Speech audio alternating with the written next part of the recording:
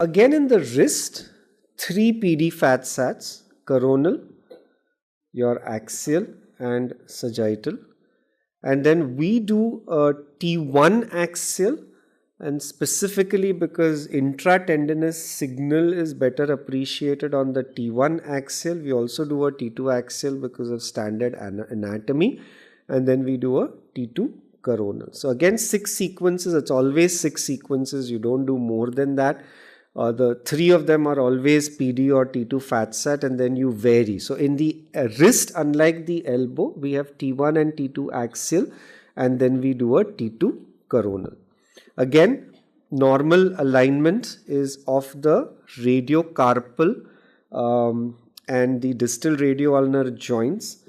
The alignment is best appreciated in the sagittal plane here. So what you want to do is make sure that your normal radio-luno-capitate alignment is fine, like we have on the lateral radiograph.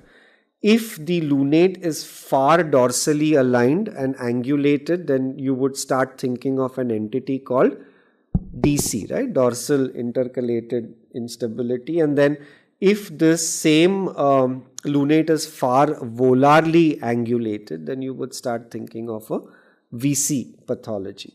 Also, all the carpal bones have to be in the same arc, and that's the same principle that we have on the radiograph, the W or the 3 arcs concept, and you make sure that there is no malalignment that we see here.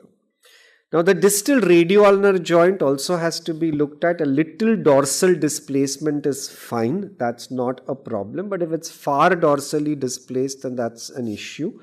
But you also need to look at the position of the distal ulna with respect to the distal radius. Normally the distal ulna is about 2 to 3 millimeters proximal to the distal radius. So there is a little bit of a gap that is there. Now if the ulna, as in this case, is at the same position as the radius, or as in this case I can see there's about 1 or 2 millimeters more distal to the distal radius, then we call it ulnar plus variance.